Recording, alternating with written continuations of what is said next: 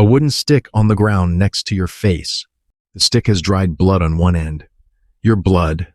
You're 15 years old. You're curled on the dirt path of a small park near Tsuruhashi Station in Osaka. 3 older boys just finished with you. They walk away laughing. Your left eye is already swelling shut.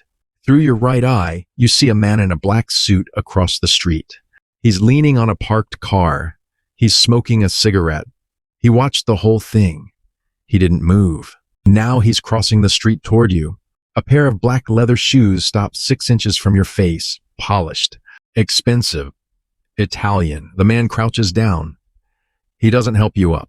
He asks one question. Do you want them to fear you instead? You don't answer. He waits. You nod. You were born in Nishinari, the poorest ward in Osaka. Your father was Chinese, a factory worker in a plastics plant off Route 26. He left for a pack of cigarettes when you were 4 and never came back. Your mother is Japanese. She works double shifts at a laundry service near Namba Station. She comes home smelling like detergent and exhaustion. In Japan, blood matters. Yours is wrong. Half Chinese, impure. The kids at school have a word for people like you. They use it often. Your teachers hear it. They do nothing. You learn early that some people are born belonging and some people aren't. The man's name is Mori. He runs a family, not the kind with dinner tables. He says we're all outsiders here, orphans, dropouts, half-bloods, broken things. He offers you a place to sleep and food to eat. The catch is simple. You start at the bottom. You go home that night. You pack a bag with 2 shirts and a notebook. You leave your mother a note on the kitchen counter. The note says you found work. You don't say what kind. A row of 15 pairs of polished shoes lined up outside a sliding paper door. You're 16. You wake up at 4 in the morning. The recruit dormitory has 4 thin mats on the floor. You share it with 3 other boys. None of them are Japanese by blood either. You don't ask where they came from. They don't ask where you came from. That's the rule. Your job is to polish shoes. You polish 15 pairs every morning. Each pair must shine like a black mirror. You prepare the baths. You check the temperature with a thermometer. You lay out fresh white towels folded exactly 3 times. You buy cigarettes. You carry bags. You run to the corner store for beer at 2 in the morning. You stand at the door and bow when senior members leave. You bow again when they return. You say nothing. You make 0 yen. You eat what's left over after the senior members finish. You sleep 4 hours a night. You are not a gangster. You are furniture that bows. For 2 years, you are invisible. The hierarchy is strict. The oyabun sits at the top. The wakagashira sits below him. Then the lieutenants. Then the soldiers. Then the recruits. You are below the recruits. A recruit from the Umeda house talked back to a senior member last month. Nobody has seen him since. His name is never spoken. You keep your shoes polished. You keep your mouth shut. You keep your head down. You wait. A framed family photograph on a restaurant counter in Minami. A man, a woman, a small daughter in a school uniform. The glass frame catches the light from a neon sign outside. You're 18 now. Your first real job came 18 months after you joined. A restaurant owner in the entertainment district hasn't paid his protection fee in 2 months. You go with a senior member. The restaurant is empty at 11 at night. The owner starts making excuses about slow business. He talks about his wife's hospital bills. He talks about his daughter's school fees. The senior member picks up the framed photograph from the counter. He holds it for a moment. He drops it on the floor. The glass shatters across the wood. He says next time it won't be the photo. The owner pays in cash from a drawer under the register. You carry the envelope out of the restaurant. Your hands are steady. You are surprised how calm you feel. That should worry you. It doesn't. The money flows upward. You collect from businesses. You give everything to your senior. He takes his cut. He passes the rest up to the lieutenant, up to the wakagashira, up to Mori. You don't round down. You don't shave a single yen. The family has accountants who know exactly what every block should produce. The family tracks the bars on Dotonbori. The family tracks the hostess clubs in Kita. The family tracks the pachinko parlors in Umeda. The family tracks the noodle shops in Nishinari. The family tracks the massage parlors in Tennoji. The family tracks the loan offices in Shinsaibashi. Steal 1 yen and you're stealing from family. Thieves don't get warnings. They disappear. The hierarchy isn't about respect. It's about math. A ceramic Psyche cup on a tatami mat, painted white, thin as an eggshell. You're 19. A deal went wrong on a rainy night in November. A rival crew showed up at a meeting that was supposed to be friendly. Your senior froze when a knife came out. You didn't. You stepped in front. The blade went into your right shoulder. Deep. It scraped bone. 43 stitches. The police asked questions at the hospital in a Bino ward. You told them you fell on a fence. They didn't believe you. You didn't care. Word got back to Mori. 2 weeks later, you are invited to a ceremony. Sakazuki. You kneel across from Mori in a tatami room that smells like incense and cedar. The sake cup sits between you on a low lacquered table. A senior member pours sake from a ceramic bottle. Mora drinks first. You drink from the same cup? That's it. No contracts, no lawyers, no signed paper. You are family now. Father and son bound by ritual. Mori looks at you differently after, not like a tool, like an investment. You belong here, he says. It's the first time anyone has ever said that to you. It's the first time you believed it. You know it's a price tag. You pay it anyway. A wooden tattoo needle wrapped in silk. The old man who holds it is 73 years old. His workshop is in a back room in Nipponbashi. You lay face down on a cotton mat. The old man turns your back into a canvas. A tiger emerging from waves. Irezumi, hand-poked. Traditional, no machines, no painkillers. Pain is part of it. Each session runs 4 hours. Each session leaves you bleeding into a towel the old man charges you extra for. The tattoo takes 4 years to complete. Back, shoulders, arms, thighs, collarbone to knees. The tattoo is beautiful. It is also a life sentence. You can never go to a public bath. You can never go to a gym. You can never go to a beach. You can never go to a hot spring.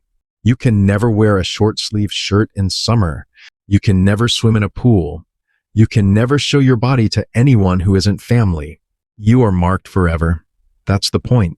The old man finishes the last line on a Tuesday in October. You pay him in cash. You bow. You leave. You don't look at yourself in a mirror for 3 days. A Toyota Crown that starts in winter. Black. Waxed every Sunday. You keep it parked in a lot behind the clubhouse. You're 25. You run your own crew of 6 men. They call you Aniki, Big Brother. You have a collection route that covers 22 bars and clubs. Between Namba and Shinsaibashi, they pay on time because they know what happens when they don't. You wear tailored suits now from a tailor in Hanmachi. You drive a car that starts in winter. You send money to your mother through a maze of gifts and fake invoices. From a talent agency, she thinks you work in entertainment promotion. She isn't entirely wrong. You learn the business isn't about violence. Violence is just the punctuation. The real work is relationships. You learn which politicians take envelopes and which ones need threats. You learn which police captains accept New Year gifts and which ones need to be avoided. You learn which bar owners will pay without asking and which ones need a broken window first. You learn which construction companies need laborers at short notice and how much they'll pay for men with no paperwork. You learn which banks don't ask questions about cash deposits under a certain amount. You learn that fear is a renewable resource. You try to have normal things.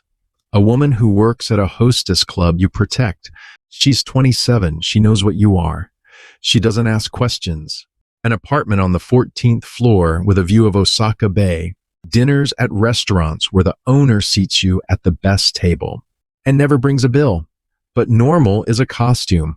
You check under your car every morning. You sit with your back to the wall in every restaurant. You memorize the exits. Paranoia is just good planning when everyone actually is out to get you. The woman stays for 2 years. Then she moves to Tokyo without leaving an address. You don't look for her. You already know why. A folded white silk cloth on a wooden board. Next to it, a short blade. Next to the blade, a small ceramic dish. You're 27. You made a mistake. A shipment of stimulants got intercepted by police on the Hanshin Expressway. It wasn't your fault. An informant somewhere in the chain. Bad luck. But it happened on your watch. In the corporate world, you'd get a warning. In the family, you get this room. You bitsume. You kneel before Mori. You place your left hand on the wooden board. You position the blade above your left pinky finger at the first joint.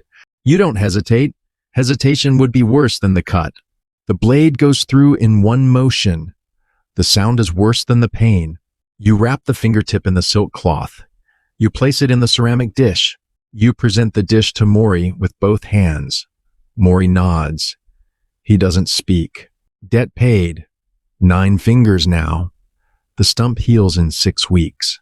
You learn to hold a chopstick with 4 fingers. You learn to button a shirt with 4 fingers. You learn to tie a necktie with 4 fingers. You learn to hold a pen with 4 fingers. You learn that every handshake from now on is a confession. Salarymen notice the missing joint. Their eyes drop to your hand and then quickly look away. You start wearing a leather driving glove on your left hand in public. You tell yourself it's for the cold. You know it isn't. A silver business card case on a polished desk. Inside are 20 cards printed in black ink. A company name, a title, a phone number that rings in a front office in Umeda. You're 35. You manage the family's legitimate interests now. You run a talent agency that represents singers who will never be famous. You run a real estate firm that buys buildings nobody else wants. You run a chain of pachinko parlors that wash more money than they earn from games. You run a construction subcontractor that bids on public works projects. You run a loan office that charges interest the banks can't. You run a used car lot in Sakai. On paper, you're a businessman. You have cards. You have a secretary. You have meetings with lawyers in glass conference rooms. You pay taxes. You file quarterly reports. The violence is handled by younger men now. You've been promoted to the part of crime that wears a tie. Your mother is 71. You haven't seen her in 11 years. You send her money every month through the talent agency. She deposits it. She never asks where it comes from. You tell yourself she knows. You tell yourself she's chosen not to know. You tell yourself that counts as love. You're laundering your conscience one donation at a time. You already know it. A black funeral program printed on heavy paper. Mori's name in gold ink. The date, a small photograph of him from 30 years ago. You're 45. You run an entire district now. Politicians return your calls within an hour. Police captains meet you for quiet dinners at a kaiseki restaurant in Kita to discuss what they call community matters. You've built things that look like good works. A community center in Nishinari, a scholarship fund for half-blood kids, a food bank near the station where you were beaten 30 years ago. You tell yourself the money is finally doing something clean. Mori gets sick. Pancreatic cancer. It's slow. 6 months of watching him shrink in a hospital bed at a private clinic in Ashia. Tubes. Machines. A nurse who bows when you enter. He was the one who picked you up off the ground 30 years ago. He taught you that power isn't about volume. It's about certainty. He dies on a Thursday morning in March. The funeral is massive. 500 men in black suits bow in unison under a white canopy. You stand near the front. You've earned that spot. You don't cry. You finished crying in year 4. After the ceremony, the knives come out. Everyone is calculating. The new boss is 41. He was educated at a business school in Boston. He speaks English. He wears thin Italian suits cut narrow in the shoulders. He talks about rebranding. He talks about legitimate business ventures. He looks at your tattoos like they're a disease. He looks at your missing finger like it's a confession. Your position isn't as secure as you thought. A voting ledger on a low wooden table. Your name is on it. Next to your name, the new boss draws a black line through it with a fountain pen. You're 49. They hold the vote in the same tatami room where you drank from Mori's cup 30 years ago. The new boss gives a speech. He says the government is cracking down. He says banks won't open accounts for tattooed men. He says the organization needs to evolve. He says men like you are evidence of a past they want to erase. He doesn't say your name when he says it. He doesn't need to. The same men who bowed to you for 15 years raised their hands to cast you out. Hamon, expulsion. Your name is erased from the registry. Your territory is reassigned to a lieutenant who used to carry your bags. Your front companies are transferred to a new holding structure. Your apartment lease is terminated. Your car is repossessed. You walk out of the tatami room with your suit and the ink under it. Nothing else. You don't argue. You don't beg. You bow once to the new boss on your way out. He doesn't bow back. In the family, exile is worse than death. Death makes you a legend. Exile makes you a ghost. A single burner hot plate on a kitchen counter. A plastic kettle. A convenience store rice ball in its wrapper. You're 52. You rent a one-room apartment on the 4th floor of a building in Kamagasaki, the part of Osaka tourists don't visit. The walls are thin. The neighbors are day laborers and old men on welfare. The rent is 42,000 yen a month. You pay it in cash from a wooden box under the floor. You can't get a normal job. Employers notice the missing finger. They notice the tattoos peeking out of your collar. They don't call back. You can't go to the public bath at the end of your street. You can't go to the gym. You can't go to the city pool. You can't go to the hot spring in Arima where salarymen take their wives. You can't go to the beach in summer. You can't take off your shirt in front of a doctor without watching his face change. You eat convenience store meals. You drink instant coffee from a jar. You watch salarymen walk past your window in the morning with their briefcases and their clean hands and their whole futures. Your mother died 3 years ago. You went to the funeral in disguise. Hat pulled low, collar pulled high. You stood in the back of the temple in Tennoji. You didn't speak to anyone. Your cousins were there, people you hadn't seen in 4 decades. They didn't recognize you. Or maybe they did and chose not to. You left before the ceremony ended. You walked to Tennoji Station alone. You rode the Midosuji line home in a half-empty car. You haven't spoken to anyone from your old life since. You haven't spoken to anyone from your new life either. There is no one left. You saw him last week, a kid maybe 15, half something Chinese, maybe Filipino, cheap school uniform, a fresh bruise under his left eye. He was walking home from school with his shoulders hunched, trying to be invisible. You invented that walk. Across the street from the kid, a black sedan was parked at the curb. A man in a suit was leaning against it, smoking a cigarette, watching. The cycle was starting again. A wooden stick on the ground next to a boy's face. In a small park in Osaka, a man in a black suit crosses the street toward him. The man crouches down. He asks one question. The boy nods. The tiger never stops swimming. That's the story. This one is fiction, but the outcasts are real. And somewhere in Japan right now, a 15-year-old kid with the wrong blood is being offered a ride in a black sedan. If this story made you think, leave a comment. Subscribe for more. See you in the next one.